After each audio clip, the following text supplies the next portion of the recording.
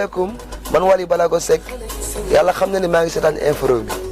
Hello everybody, c'est Astar yaa ngi seetaan info réew mi. asalaamaaleykum waa Sénégal asalaamaaleykum waa diaspora man Bambaly Seck maa ngi seetaan info réew mi waa info réew mi sàcc nañu sama xol bi de. info réew mi salminima man Oumou Sow maa ngi seetaan info réew mi ay xibaar yu doy waar xoolal xale yu xarañ ñoo fi nekk macha allah info réew mi moo koy bom. info réew mi naka réew mi kontaan naa ci yéen. waa asalaamaaleykum man Penda Guissé maa ngi seetaan info réew mi wax amul dara amul. parce que information dafa baax ci réew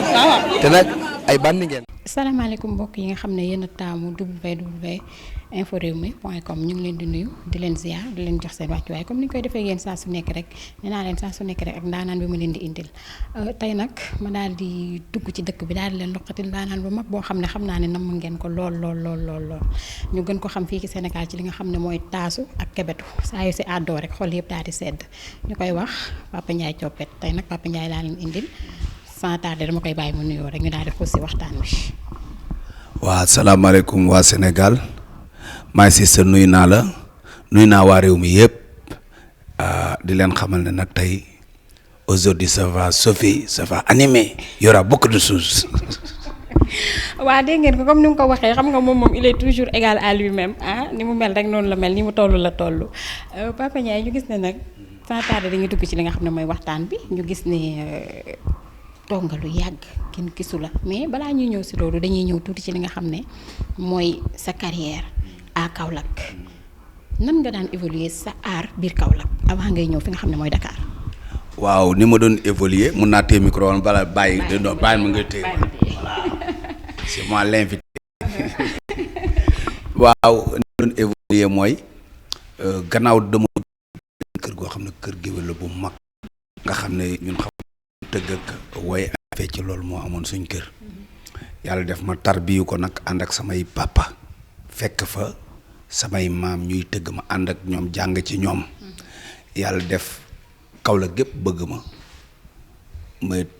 programme yi fa am yëpp ma koy tëgg xale yi bëri na ci ñoo xam ne tey fi mu toll nii am nañ ay doom man maa leen daan tëggal ñoom biñ nekkee xale génération bi nga xam ne ñoom laa bokkal génération yëpp maa leen doon tëggal koñ yëpp laa doon tëgg bu mujj gi may tëggal mag ñi yàlla def aar bi vraiment ma dem ba benn instant boo xam ne xam naa ne li mag ñi doon bëggan def ci man def nañ ko ci man ba xam ne programme yi yenn sax de sax sama ñoom papa am programme yi dañ may jiital ma tëgg ba ñu ba vraiment xam naa ne liñ bëggoon ci man mu ngi si man ma xam ne li ma yor xajul fii il faut ma dem yóbbu ko pour mu tas loolu moo tax ma indi sama aar Dakar bi ma ko indee Dakar tamit yàlla def Dakaru gis ko bëgg ko ma tas comme que fii mooy capitale bi affaire bi tas adduna yëpp bëgg ko waaw ni ma doon évoluer daal Kaolack vraiment rafet neex loo jàpp ci nag maanaam lu rafet ak lu neex rek man évoluer naa Kaolack ak ci lu baax. ba ni ma fa génne ba heure bu fu ma mën a jaar fi mu toll damay jógee fii dem Kaolack chaque jour mais fu ma dem dama am sens interdit ndax loolu liggéey nañ ko démb. Kaolack bi nga fa nekkee si tëgg mi ci nu mu tudd ci fecc mi. nga gënoon a nekk wala ci kebetu bi. non Kaolack li ma gënoon a nekk mooy ci tëgg mi laa nekkoon sama fecc sax fii la gën a fësee Ndakaaru parce que dama yegg si ci groupe DLC. fekk orchestre bi amul fecckat Fallou Dieng jox ma yor fecc mi mais man Kaolack daaw ma fa sax fecc rarement nii mais tëgg mi mooy moom la ëppoon li ma doon def tëgg kebetu beeg fecc bi fii la gën a fësee mais tëgg mi nag moom moo ëppoon li may def Kaolack ndax chaque jour dama doon tëggal gars yi ay programme chaque jour daaw ma noppalu Kaolack moom fa nekk tout le temps maa ngi tëgg ngénte yi laabaan yi sabar yi mbapat yi simb yi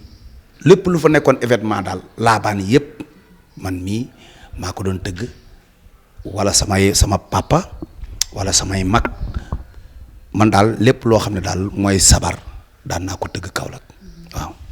nga jógee Kaolack nag daal di dugg fi nga xam ne mooy Dakar bi nga ñëwee Dakar ñu gis la nga nekk ci nga xam ne mooy Fallou Dieng def ak moom benn chemin nan nga évoluer ci nekk bi nga nekkoon ci Fallou Dieng. waaw ni ma évoluer mooy dañ ma mas a invité ay boy ñoo ma invité ñooñu sax du ma ne ay boy parce que jamono yi ñooñu samay grand lañ gis ma ak sama laxasaayu artiste ma romb dama bëggoon aana boo ma masaan gisee daa xam ne kii artiste la ndax sama laxasaay ni may sañsee bu ma gisee moom doon na table da ngay xam ni kii artiste ni may doxee ni may waxee samay jëf xaw naa wàññi sax ni ma màggee nii sax may xaw a simple nii mais foo ma masaan gis moom da ngay xam ni kii géwél pire la ak artiste sama lépp boobu dama du ma dund aar bi 100% moom laay añee moom laay reeree moom laay naanee man boobu boo ma gisee nga xam ne artiste gars yi nag bi ñu ma séenee ma nekk ci kilin booy noonu ñu xool ma rek toj waaw booy kaay ma ñëw ñu ne ma yow foo dëkk man leen man Kaolack laa dëkk ñoo ma gis nag jamono yooyu mu ngi tàng jër maa ngi sol setin tàng jër sol ay sàncaak takk rasa yi boobu rasa bëriwul boobu mooy da nga naan bookaande moo fi rasa ak àll sec ak makanaki xam naa yéen xamu leen makanaki ab waaw ñoo fi rasa léegi nag rasa wi da bu fu ma yee rek day impressionné nit ñi xale bu ndaw mu rasa waa mi kii te boobu boo rasa ñëpp da naan yii kii wëyu la wala ñu ne kii borom ñaari tur leen yàlla def nag biñ ma gisee woo ma toog di waxtaan ak ñoom du ma fàtte mukk jour boobu Ablaye Mbaye fa laa ko fekk buntu cosaan ñu nuyoo gars yi ne ma waaye yow booy looy def ma ne leen man damay taasu damay fecc damay waaye wax lee gars yi dar seen gémmiñ ne ma booy yow loolu yëpp da nga def ma ne leen waaw ñu ne ma yow ku la boole ak Ablaye Mbaye mi dina intéressant ma ne leen waaw ñu jour boobu sax Ablaye Mbaye ne ma léegi damaa war a génne cassette mais damaa bëggoon suba damay répété ak Lemzo jamono damaa bëggoon nga ñëw cosaan fekkee répétition yi bu ko defee cassette bi nga bokk ci waaye man ba may dem na maa naan ki ku mën a fen ngi nii xale bi kanu koy defal cassette boobu cassette yombul de bu ne boobu cassette yombul bu nit buñ ne day génne cassette sax da ngay defee ne maanaam dañ la tey jii la fin du monde parce que boobu cassette dafa rëy ma ne kii boo ñëwee yàlla faalewu ma ko dama toog quelques jours rek dégg cassette bi génn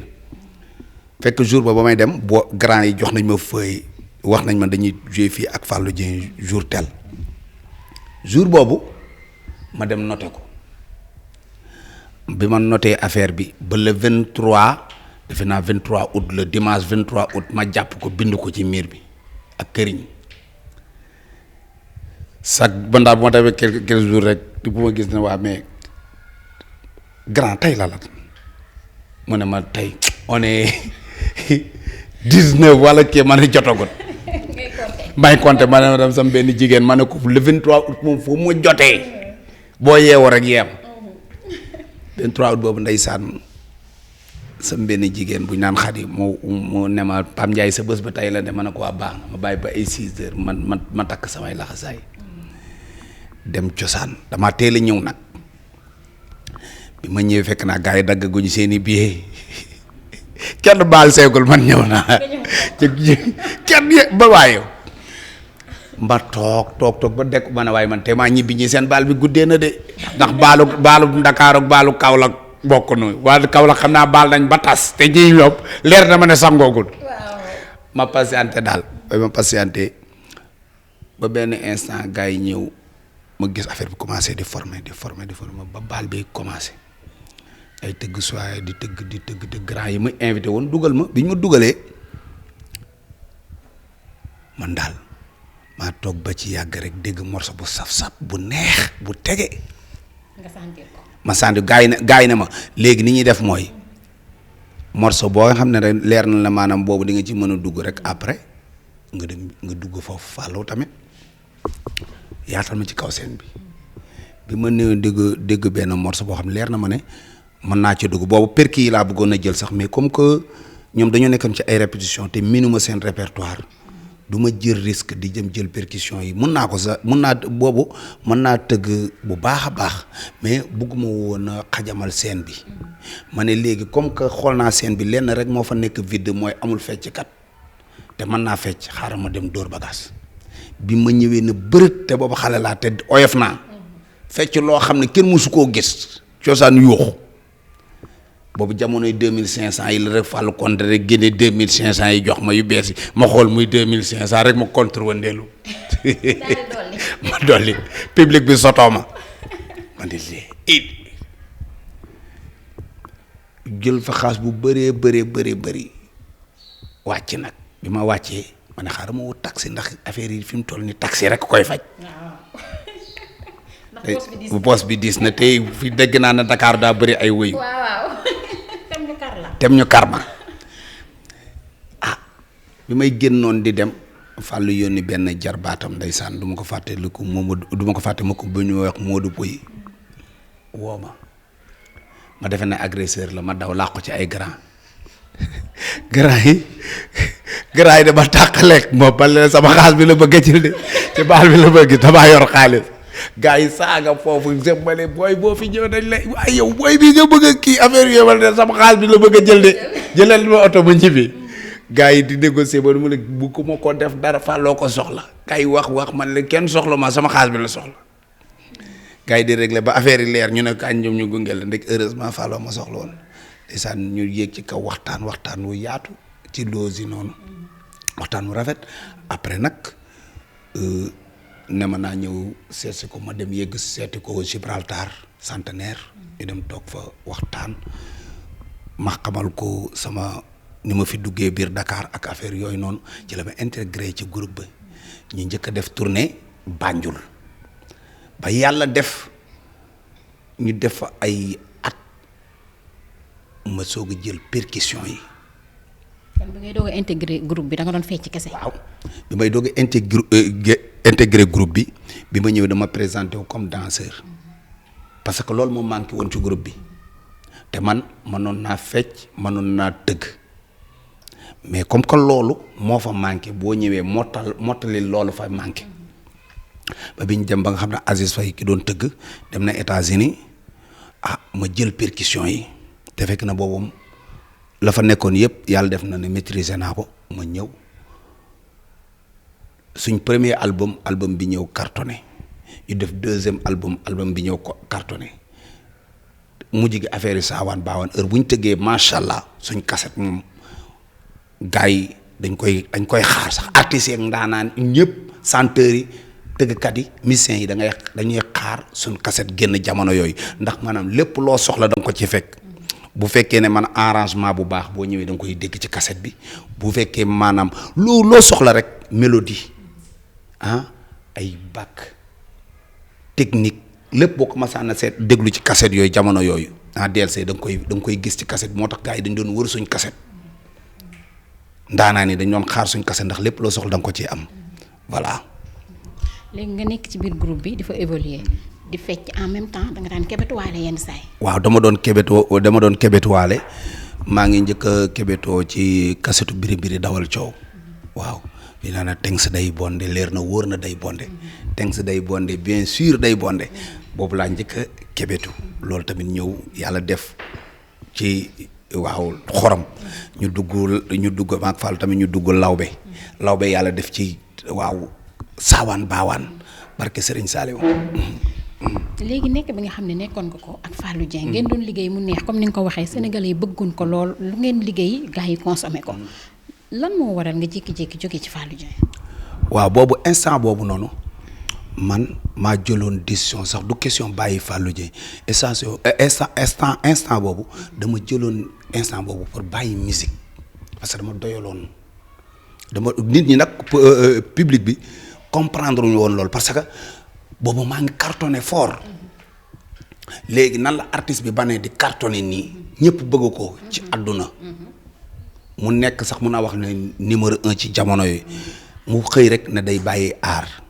te pourtant loolu moo nekkoon sama décision bàyyi. lan moo waraloon loolu. non parce que dafa nekk affaire yoo xam ne maanaam dafa xóot ba nga xam ne mënu su ko expliquer nii ci télé parce que lu nit di dund la. lu nit dund comme ça mën naa wax ne demoon naa benn instant boo xam ne vraiment succès bi bëri boo xam ne man. du question da nga ko attanatul woon. mënuma wax ne parce que ñàkk attan bi leen lay doon suñ borom dimbale woon na ma attan naa ko ndax mooy lan Pape Ndiaye boobu boo koy xool Pape Ndiaye bi muy doog a commencé ba léegi même Pape Ndiaye bi la ndax bi ma ciy dugg am naa yar. am naa teggin samay waajur waajal nañ ma succès mënuma déranger au contraire bu ma amee succès ci laa gën a modeste ba léegi Pape même personnage boobu ngay gis Pape Ndiaye Pape Ndiaye coppet bi nga jëkk a gis ba léegi suñu borom dimbali na ma boobu ngay gis ba léegi man succès mënuma changer suñu borom def na loolu yaa ngi dégg succès mënuma changer au contraire damay daw siiw looloo tax jamono yooyu parce que xaj na siiw dafa diis dina la perte loo ñoo xam ne wax dëgg yàlla da nga say pros lañ ndax loolu yëpp tour bi moo koy indi dina la xañ loo xam ne lu bëri xam nga artiste dafa doy waar te li nga xam ne maanaam mooy art dafa am lu bëri yoo xam ne daf koy laaj yoo xam ne bu fekkee ne yow doomu aadama la boo xam ne da nga nite da lay sonal ndax aar parfois da lay laaj da nga war a réew da nga war a fuuy da nga war a imposer xam nga indi ay bagage star affaire yooyu am ñoo xam ne da leen di diisal du ma kiiwuma quoi mais am na loo ñoo xam ne loolu da leen diisal mënuñu changer. mais kon Papa Ndiaye doon nga ko raar si artistes yi ndax man dama yaakaar ni artiste boo ciy dugg tey yow leer na la ni yow yaa ngi dugg ci lii li nga si yootu mooy nga siiw àdduna bi yëpp xam la waxuma Sénégal rek mais àdduna bi yëpp xam la mais boo demee ba ci biir succès boobu wuy si la nga en arrière loolu dafa bizarre te jaaxal nañu bëri nag te bëggoon nañu xam lan moo ko waral vraiment. li tax ngay arrière mooy doomu aadama li koy wuy si bu siiwee bu deful attention rek def erreur dafa da nga il faut nga reculer pour xoolaat ndax yaa ngi ci yoon wala nekk ko si yoon ndax léppay ñëw lépp loolu di ñëw nag mun na la yàq. comme mun na la defar. comme mun na la defar ndax xaalis bi day bëri yaa fi ne ji day bëri da ngay dem sax boo moytul sax doo xam ki la mag ak ki nga war a jox cër xam nga xale bu tool ba am xaalis am succès boo moytuwul da ngay waaru dafa métti te suñ borom dimbali na ma attan naa ko bu baax a baax ndax boobu ba léegi Pape Ndiaye kenn mësugu koo gis mu def loo maa ngi sant suñ borom ci côté boobu lu bëree bëri li tax duñ ma gis ci télé yi lu bëri lu tax duñ ma gis ci lu bëree bëri parce que dunduma aar 100% li mu laaj aar dafa laaj maanaam dafa bëri ay affaires yoo xam ne comme artistes yi nga xam ne maanaam ñoo ne comme extérieur Europe ay kii dafa laaj ay gangse dafa laaj ay yenn affaire yu buuxante dafa laaj ay affaires yu xora réew day dem benn instant dafay laaj ay maanaam xeex soxor yooyu yëpp bu fekkee ne yow jullit nga nit nga am na ci yu bëri yoo xam ne maanaam doo ci mën a bokk du la jaral ngay yàq nit du la jaral nga réew du la jaral nga changer melokaan te yooyu yëpp aar day toog ba benn instant da la koy imposer bu la ko imposer nag boo ko defee rek am na lu bëri loo xam ne mun na koy dina la yokk nag saayirement dina la yokk saayirement dina yokk sa mbooloo ni muy visibilité affaire yooyu na koy mais am na lu bëri loo xam ne mun na la ko yàqal te tamit doo ko yëg. kon da nga bëgg a wax ne aar bi si biir yàqante bi da cee am carrément. non yàqante bi boo déggee mën a yàqante bi xam nga tey fi mu toll nii bu fekkee ne maa ngi yow dañuy def aar am na ci public bi am na ci ñoo xam ne tey fi mu toll nii sama jubóog yow du leen arrangé kon doo def buzz su ñàkk jubóori mooy tax nga am buzz léegi nag loolu tey fi mu toll nii man mun naa lim lay posé mooy il faut nga soxor il faut nga man di gangse mooy comme gars yi li ñuy wax ni classe affaire gars yi di classante affaire yooyu noonu moo tax yenn saa ngay gis yenn artistes yi di am code parce que dañuy classante mais am na fooy toll yoo xam ne sa diine boog ak liñ la yaree da ngay dépassé classante xam nga yow tey fi mu toll nii mun nañ toog ñun ñaar ma lay wax lu ma neex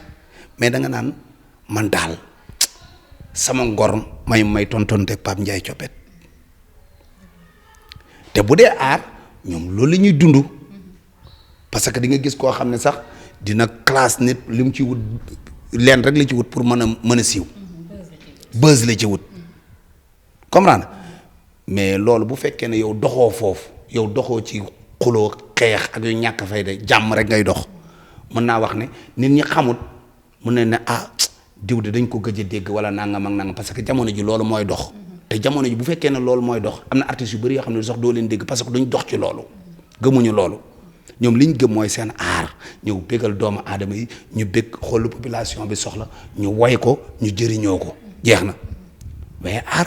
du xeex du xuloo comme waa États-Unis nañu dund ñun dafa am loo xam dafa nekk fii ñun suñu réew nga xam ne artistes yi fi jot a jaar yëpp ci lañ doon dund xoolu Youssou Ndour ay Thione Seck ay ñoom kii nu mu tuddati ay Laye Mboup ay Omar Pène pourtant joué nañ ba jóge fi mais mosoo dégg yenn bagages yi xew léegi mais léegi jamono ji fi mu toll ni mu doxi ni gars yi dañoo inspiré wu trop ci américains yi mën nañu am loo xam ne dañ ko jël ci ñoom mais am loo xam ne dañ leen koy bàyyee xam nga dafa am loo xam ne dañ ko war a bàyyee américains yi war nañu mën a nag jël seen intelligence loo xam ne dinañu dimbale français yi na ci loo xam ne ay jikko la yoo xam ne dañ ko fi def muy cër bi nga xam ne man moom laa la amel tey comme ni nga waxee clashante bi ak yooyu man yaakaar naa bu fekkee côté mbalaxmaan yi clashante boobu ngay wax bëriw fa lu bëri man mën naa ne loolu si rappeurs yi la ñuy ëpp luñ koy gis clashante bi waxante lu ñaaw li saagante bi yaakaar naa ni si ñoom la ñuy ëpp luñ koy gis non rappeurs yi moom daanaka loolu moom bu ñu ko waxee xel yëpp day dem ci rappeurs yi mais léegi mu ngi wàll si ci mbalaxmaan du ma ne sax mbalaxmaan yi mu ngi wàll ci population bi léegi Sénégal kenn xamatu leen xool da ngay toog ba ci yàgg gis ñu wane ci nit loo xam ne yow tey fi mu toll nii yow rus nga ko seetaan en tant que être humain rus nga ko sax ñu wan la ko ci nit dafay ñaaw day am na ñu bëri ñoo xam ne te fi mu toll nii seen àdduna yàqu na te pourtant waroon nañ leen mën a suturaal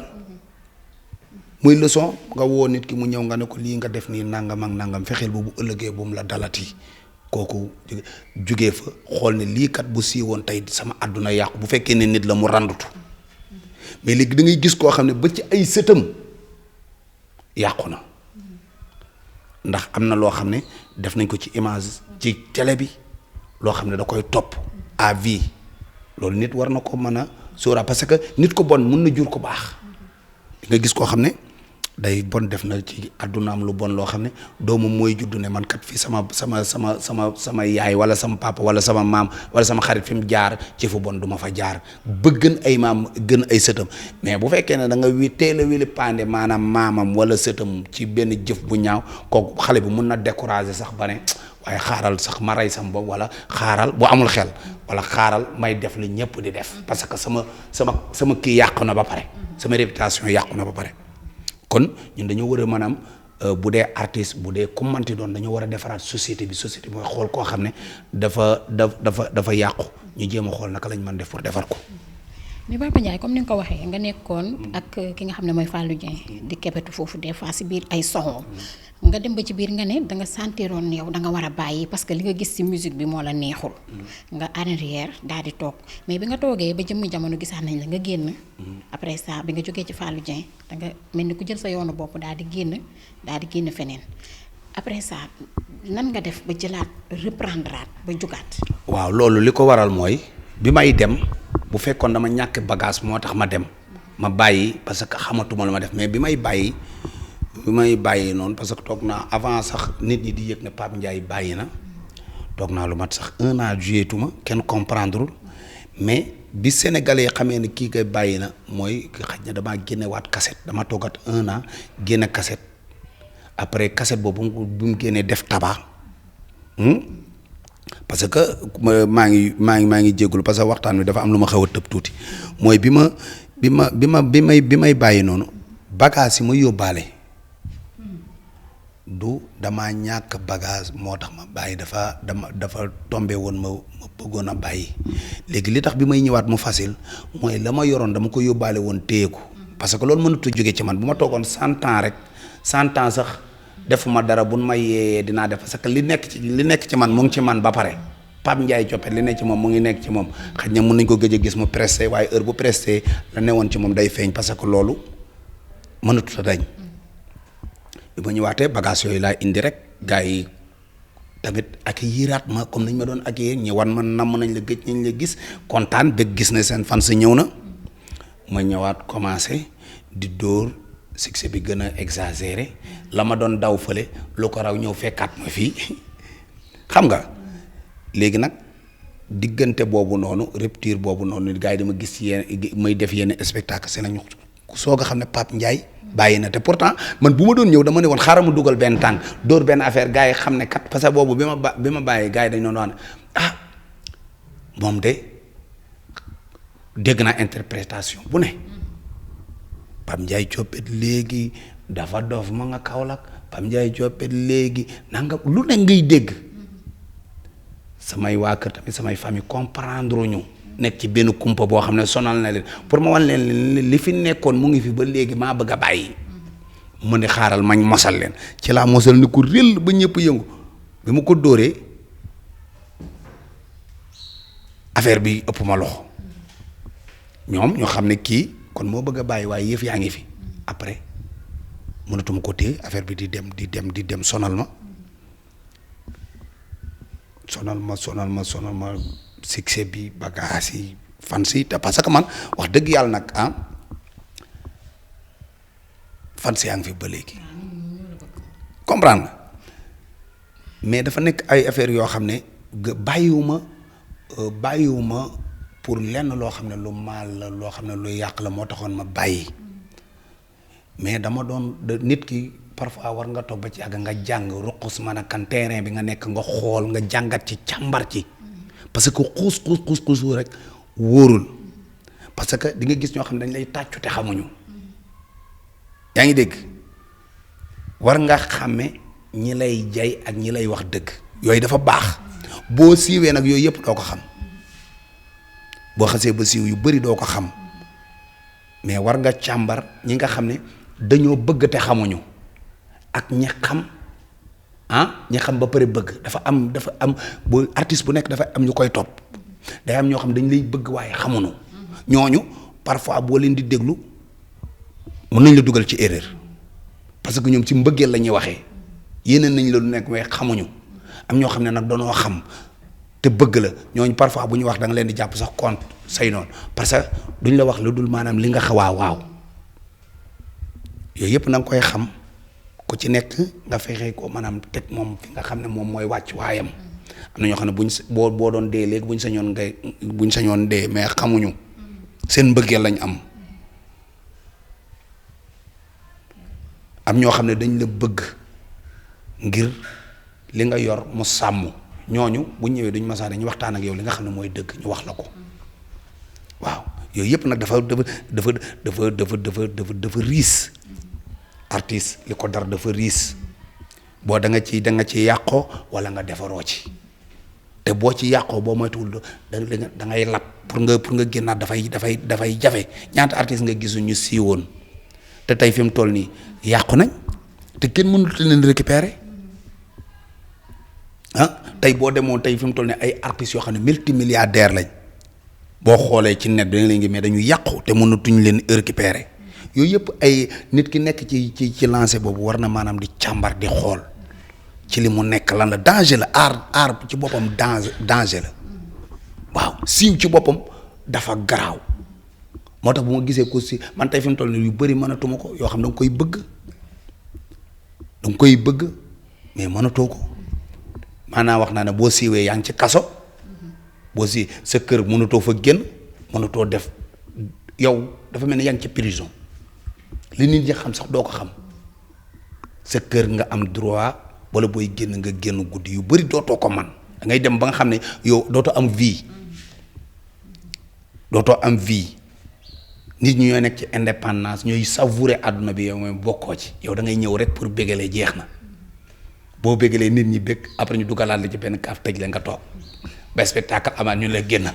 comme ni ñuy def kii nu mu tooy fas course yi génnal daw course nga daw ci fas course ba pare ñu dugal ci biir kaaf gi tëj.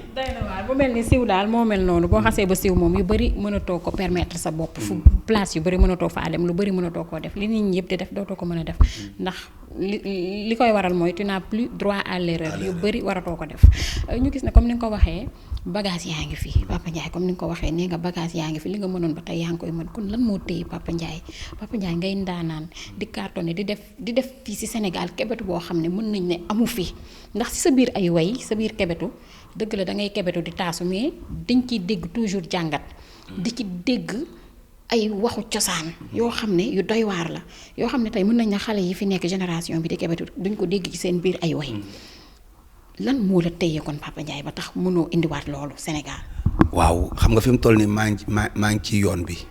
jugeewu ma sax ci yoon bi dama ne la jamono dañu toll foo jamono joo xam ne doomu aadama yi xamatuñ kuy liggéey kuy wax lañ xam chaque jour del génn ci net bi di wax yaa ngi dégg léegi ci jamono jooju lañ toll te man wax laa gën a ragal man bu ma mën a téye micro bi ma wax loo xam ne jëriñ askan bi ñu toog ñu waxtaan nii damay télé sax dañ may invité du ma dem parce que bugguma dugg ci ay détails dama bëgg lépp lu may def mooy loo xam ne askan wi dañ koy mën a jëriñoo comme Pape Ndiaye bi ñu daan gis bu njëkk ba léegi dara dootu ko du ko changé man kenn gisuma lu may ñaan ma ko yàlla sax lu may changé ku may changé da may jëmale ci lu baax mais pas ci côté boo xam ne yàq la ak bon kenn mënu ma cee changé bugguma ko te du ma ko def bagage yi fi nekkoon moo fi nekk te loolu laay liggéey ba léegi te maa ngi am lu may waajal mu ngi ñëw dama ne la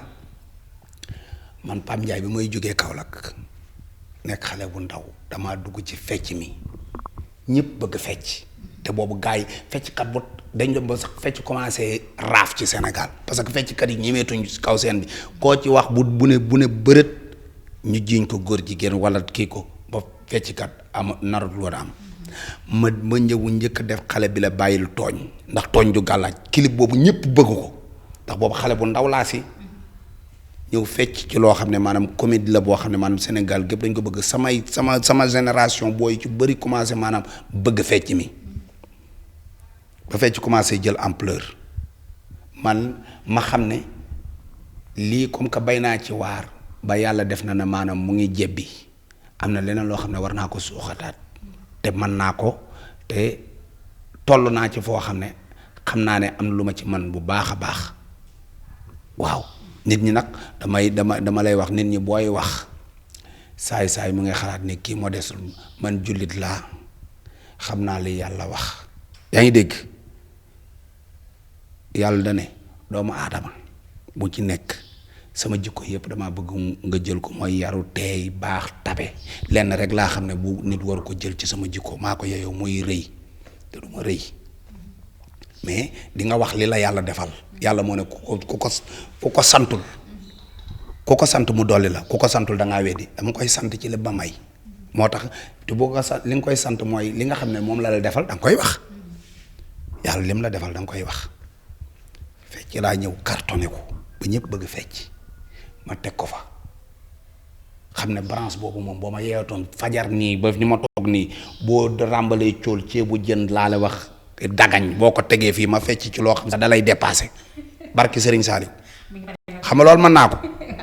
ma teg ko na le tëgg mi sama premier cassette ak percussion amul ay natable comme nag càpp sa nopp nga xam ne kii li muy jàng mën na ko te mokkal na ko suñ borom dimbali na ko xam ne li muy def bu baax a baax sama premier cassette ak Fallou Dieng cassette bi ñëw cartonné ñu xam ne ku géwél bu ko dégg te géwél bu soxorul xam nga ne maanaam loolu ba nga ko am na man ci biir géwél yi bu demee ne ci biir fecckat yi am na ñoo xam ne kenn mënu leen daaneel ku dul Pape Ndiaye yaa ngi dégg parce que xam nañ ni kii li muy def xam na ko ci biir tëggkat yi nekk yépp Sénégal am na ñoo xam ne kenn mënu leen daaneel ku dul Pape Ndiaye coppet ci sabar parce que dañoo xam ne kii li muy def xam na ko buñ duggee ci biir taasu am na ndaanoonu taasukat yoo xam ne man ci boppam ñoom xam naa ne man maa leen di daaneel te dan bu ma too ñoom dañ koy wax man tamit ñoo may daaneel parce que ndaanaan mooy daaneel ndaanaan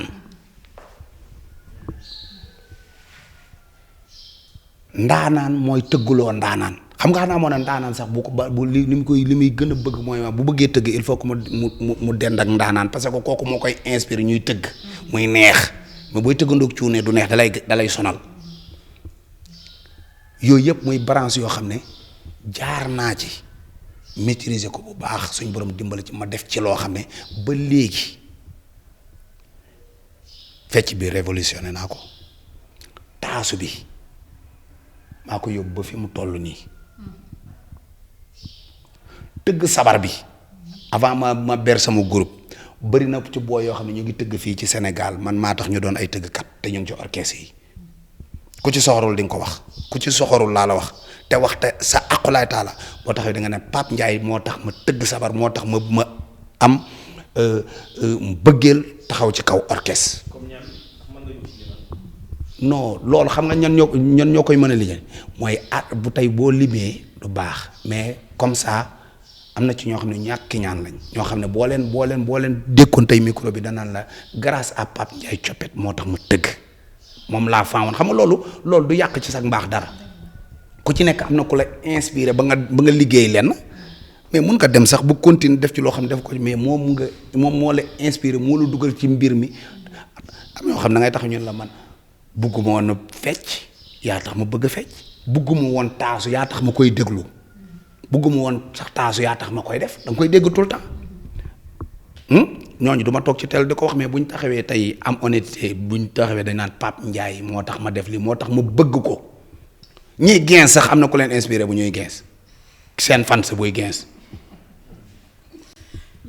ma ñëw yàlla dimbali ñu ci clip bi ma ñëw xoolal sama clip bi njëkk bi ma njëkk a génne bi ma njëkk a dugg ci biir clip bi ma njëkk a def adduna yëpp xam ne maanaam clip bi di tax mu ñëw cartonné gars yi mosuñu gis genre clip yu demee noonu ba ci biir clip dama ci liggéey ba ci biir clip dama ci liggéey. ban clip nga njëkk a def maa ngi njëkk a def bu ko ràccati woy au secours te gel yi diñ sañsee loolu sax ci jamono gars yi daanoon sañsee noonu boobu damay wax nag ci modestie mais pour jàngale wala ñeneen ñi pour parce que nit ki moo am na loo xam ne boo ko dafay toll benn instant boo xam ne bu ñu lay introduire il faut nga fàttali nit ñi xam mais ñi xam tey fan sa Pape Ndiaye xam nañ jàkkaarloo man xam nañ kii li muy wax dëgg la ma ñëw ci côté habillement artiste ni mu war ni am lu bëri loo xam ne def naa ko ci. ndax gis nañ ni ngay soloo doon loo xam ne dafa original tout le temps dañ lay gis sa solo bëri bagage. waaw bëri couleur. waaw lan moo waral loolu. waaw xam nga booy xool amul fii ci ba depuis sama génération ba léegi loo xam ne maanaam ci côté sañse ci côté façon Pape Ndiaye def ko ci loo xalaat sañse boo gis rek boo toogee boo xool sama télé mun nga taxaw ne Pape Ndiaye Coppet sañse woon na lii ci clip sàngam maa la ko wax tey jàng ko ci samay clip yëpp parce que moment bu ne waaw clip bu nekk ak lu mu laaj moo tax yenn saa dinaa parfois ma sol loo xam ne ci clip dañuy dem ba ay at ba mu xewi nit ñi soog a comprendre ne Pape Ndiaye Coppet mii kat mos ndekete doon lii sol na ko ba yàgg parce que ñun dañu xaw a nekk en retard parce que moo ngi mel ni yenn saa mbir day xew Europe ba xewi ba tubaab bi sànni ko ñun ñu ciy soog a jot léegi nag loolu da daan dal ñi nga xam ne xaj na tollooguñ ci niveau boobu noonu mun nga ne tëll sañse duñ comprendre mais ndaanaan yi dañu comprendre kii fa mu sañse boo nem nag ay at nit ñi lee ilaaha illallaah Pape Ndiaye lii la doon sañse waaw te tamit clip bu nekk ak li mu laaj munoo nit ñi yow munoo tey fi mu toll nii am na dàll yoo xam ne dàll sport la booy def sport dafa ci war a feeñ tey fi mu toll nii yaa ngi toog ak moom yaa ngi relax boo ñëwoon fi mu toll nii instant bi sol toile yooyu noonu mool yi sol fële di dem ci biir géej gi ah pourtant yére nga sol mais yére bi du yére fii pourtant ñoom ñëpp bokk turu yére léegi nag clip morceau yi clip yi noonu la demee clip yi yenn saa da ngay woy ki thème boo xam ne ci nappkatu ngay wooyee wala yaa ngi toog ci foo xam ne lii la laaj clip bu nekk artiste ba pare artiste ak dit simple du ma ne am na dafay xaw a diis mais artiste ak koo xam ne du artiste bokkuñu waaw artiste parce que artiste ci ay dimension lay solu ay dimension ci lay woy ay yëg-yëg ci lay wax ay tolluwaay loolu tax ñu naan artiste bu demee ba yem ak ñam rek du artiste léppam yëg-yëg la loolu moo tax ñu ne artiste parce que dafa démarqué wu sax ak nit ñi moo tax bu rombee sax nga ne xanaa kii artiste la parce que day dem ba du bokk ak nit ñi li ñuy yëg du bokk ak nit ñi li ñuy gis mooy waral mu leen di mën di indil moo waral mu leen di indil lu leen di jëriñ waaw moo tax mu leen di indil lu leen di jëriñ parce que bu yemoon ak ñoom li naan garab bu la sutul du la may ker bu yemoon ak ñoom mënu leen indil lu leen jëriñ artiste mooy fekk ñun ñëpp ñu toog ñun ñëpp nekk am benn problème mu ñëw indi ci solution lan moo tax mu loolu mu mën ko parce que dafa bokkul ak nit ñi fi ñuy rootee mais bu yemoon ak nit ñi bu ñëpp amee problème am du ci mën a indi solution mais lii indi problème bi mooy nit ñi dañuy bëgg a boole lépp mu yem te loolu mënut a ne waaw comme ni nga ko waxee mooy rek ni artiste moom moo mën a doon. ku ne waaye ku ne du artiste. looloo am Papa Ndiaye ñu gis nag façon bi ngay woyee des fois nga dugg ci jël mbalax bi jaxase kook reggae bi mu doon affaire bu doy waar mu doon li nga xam ne comme ni ma la ko waxee sànq da nga indi sa touche personnelle si li nga xam ne mooy kebetu bi ak taasu bi touche boo xamante ne bëriwul li ñu koy gis mën naa ne sax amu fi ndax jël mbalax jaxase ko ak reggae woy ko mu doon lu neex am harmonie ba ñëpp mën ko déglu doonu lu yomb loolu nan nga ko mënee. waaw loolu mooy comme li wax rek artiste doon artiste loo xam ne du loo xam ne dama ko créé xaj ne yàlla moo def ma doon artiste may yëg loo xam ne artiste rek moo ko mën a yëg tey fi mu toll nii bu fekkoon dañoo nekk dama nekk beneen dëkk bu maanaam bu nekkul Sénégal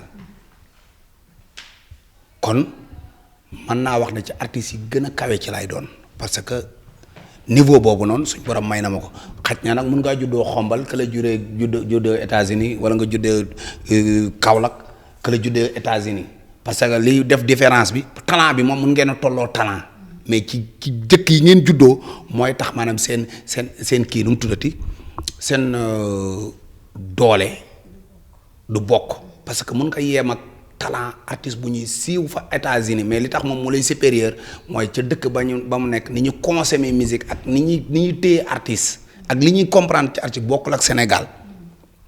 mais bu fekkoon ne Pape Ndiaye coppet bii moo nga États-Unis wala moo nga maanaam France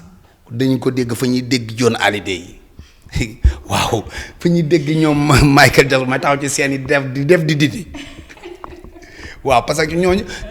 dañuy consommer art rek ñor leen amul parparloo ñoom dañuy def art xool ne am nga talent ñu def li war ci yow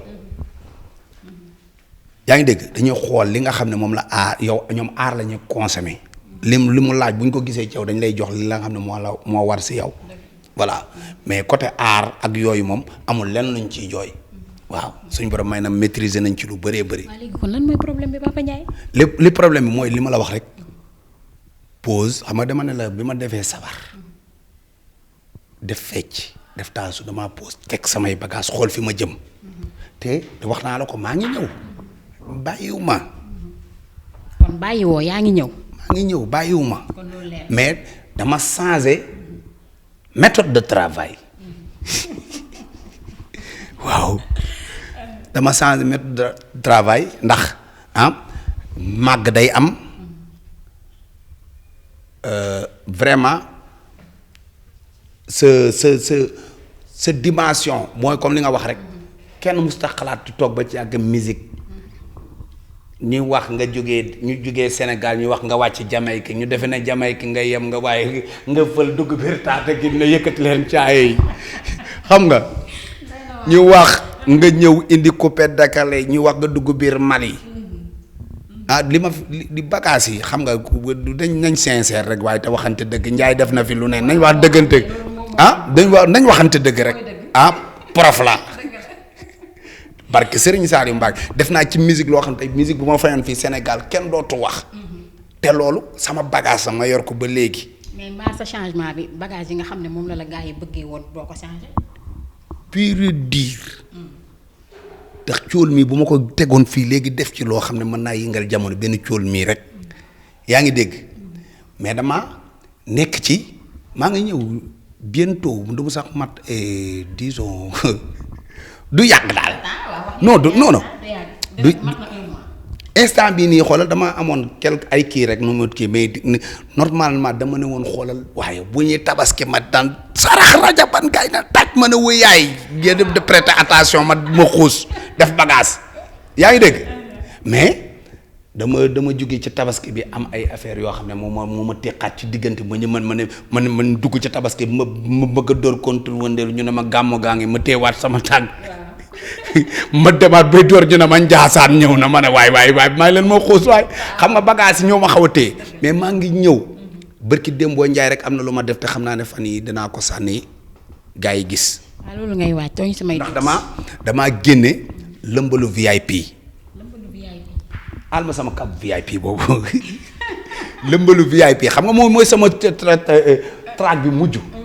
track bi ma mujjee def mooy lëmbalu VIP moom laa def après waroon na nekk ci promo bi comprendre nga xam nga Sénégalais fekk gisuñu clip bi télé tamit parce que jamono moo toll foofu mais moom laa mujjee def te dama nekkoon ci phase promotion bi mu def ko waa Prince Art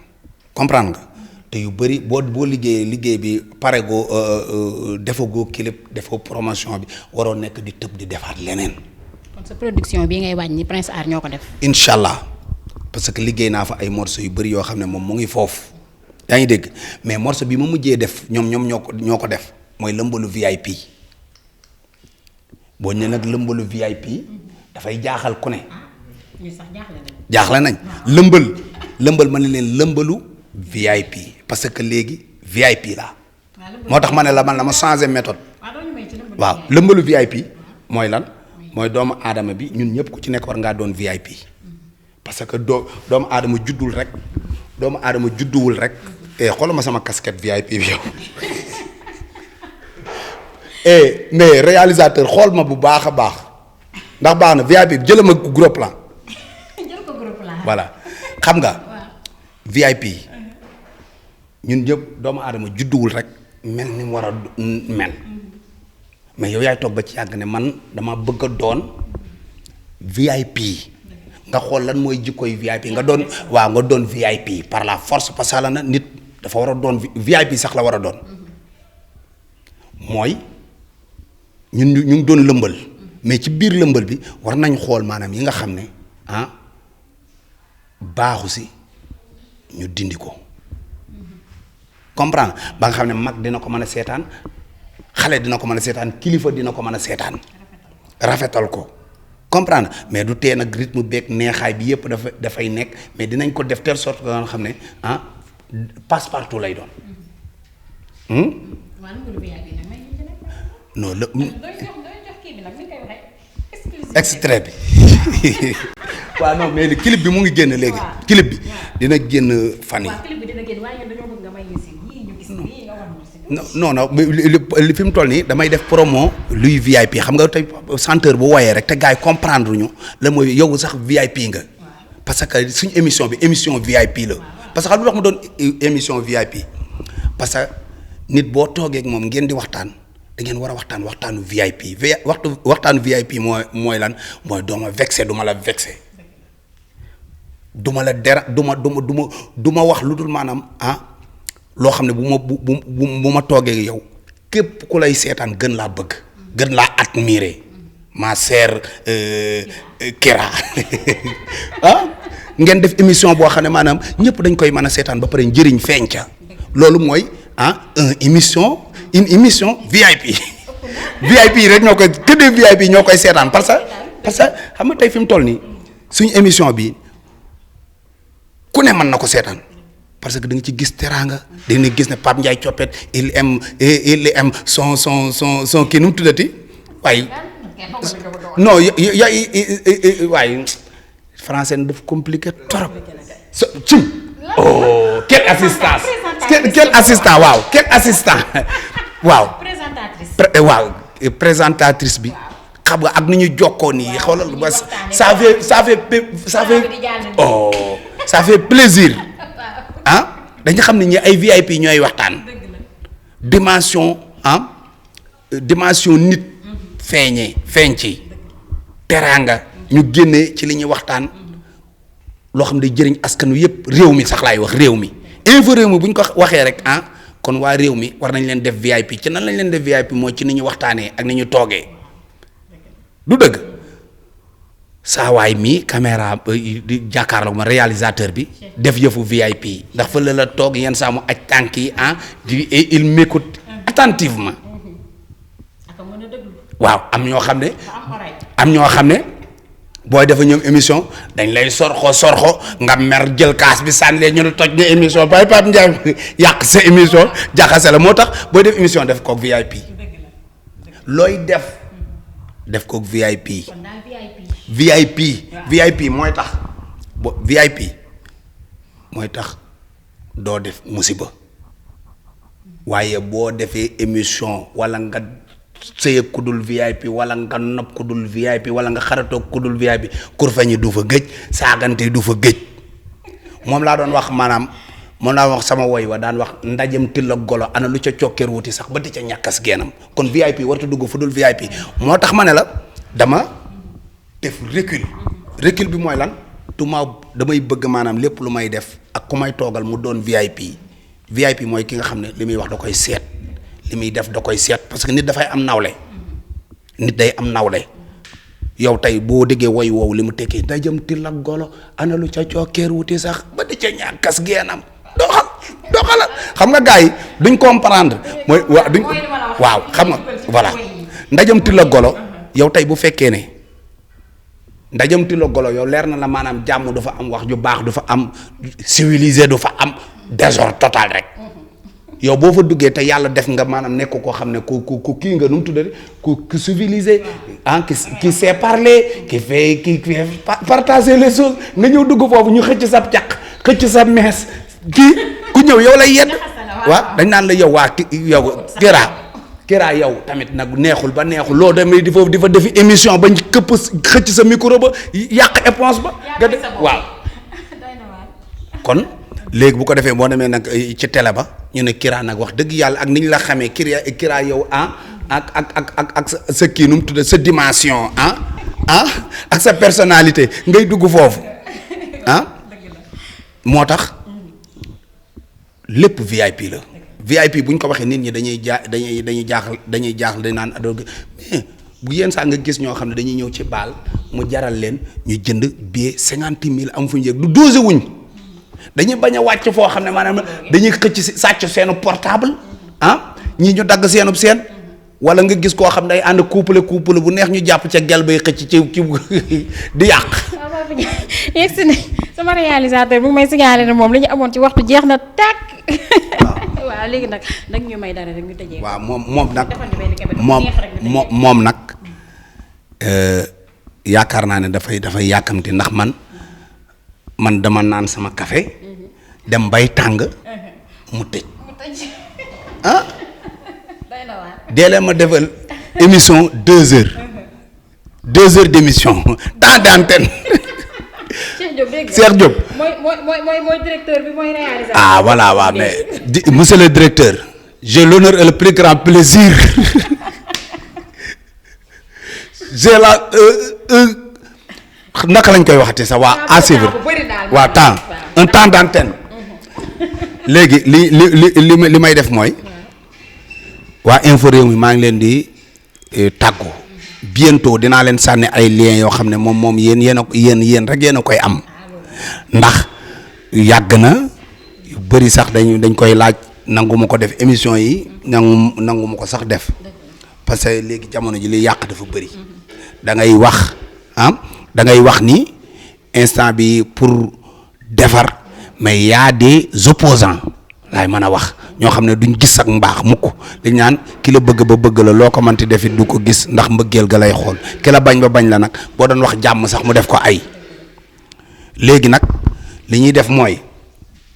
maa ngi ñëw ngir bëggalaat samay fans ci yeneen facette dama soppi doxalin parce que man sama carrière yëpp bu ma ñëwee nit ñi dañ xam ne kii évolué na ndax taasu naa fi nit ñi dégg taasu mu saf-saf ma teg ko fa mu war a teg ñu dégg ma way fi jamaalan way jamaanu laay seex saal ki leen gindeenge awuleen jamaalan laay lala jamaanu laay seex saal ki leen gindeenge maam rabul xuduratu ngi wal iraada way ka seexal seexi be ci cuun amul dendando jamaalan waaw jamaanu laay seex saal ki leen gindeenge kooku mooy borom bismillah yoon mal waay bila manaay walantiyaay xam na li rabbi xayri mu rabbi xadama xalbi bil iqtidaay lawa sukoori bila kufoori wax wa nasiri min fi daay looti rabbi bilakti rabbi loo xitaabi maati daay laka ridaay laka sanaay laka iltijaay mahati daay yaa man safaani yaa man amaani aman jafaani bi naxwi daay asmi sutoori asliq umoori kasir xuyoori bilaki daay yaa man ajaaba man istajaaba xabli ijaaba fi zemi daay yaa dal jamaali yaa dal jalaali yaa xayra waali sabil haay yaa zal wuxoodi yaa zal wujoodi kulli bi joodi bilantiyaay safi wusooli bila xufooli li juddu sooli jamiri daay habli tilaawa mahal xalaawa xabli diraaya la dal adaayi asla taxaali bila irtixaali bi diyaali bila bukaayi liqbal mataabi wax mi janaabi wa sunnaabi jawit zakaayi qimul xuruura wamxul xuruura habli nusuura maatikaay kon bismil ilaahi bay gaalas yamaay bila manaayi waalanti xaayi maa jóg te jeema xam leeti mbër ma Seex Fallu Mbàkke du denc banque ini aqoolo wala yamiilo liman yasolo Seex Fallu baax nga macha allah kon Cheikh Diop yaakaar naa ne nag ñi doon laaj ana Papa Ndiaye di laaj ndax Papa Ndiaye fa mu nekkoon mi ngi fa ba tey yaakaar naa ni lii rek moom wane na ni fa mu newoon ba tey jógu fa te dégg ngeen li mu leen wax nee na leen mi ngi ñëw. mi ngi ñëw bientôt en force nag ak doole ju bare. nga sarax la jaban wayaay nga jëgën bat ba tër bi ci tànku lal bi raas xale yi way macaroni paaya gaay defe na dama ne ma ne way càppaleen ko càppaleen gaay defe na dama ne ma ne faaya bonde man Papa Ndiaye bi ma xool waaye li ma fi def waaye wala bokk asi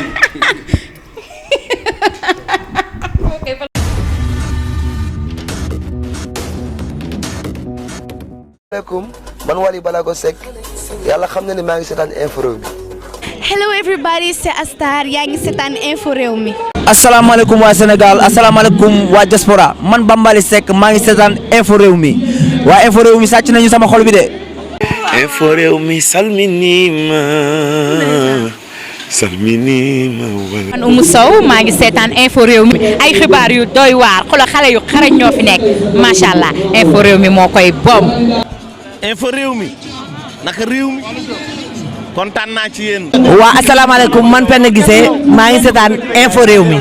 wax amul dara amul. parce que information dafa baax ci réew te nag ay bandi ngeen.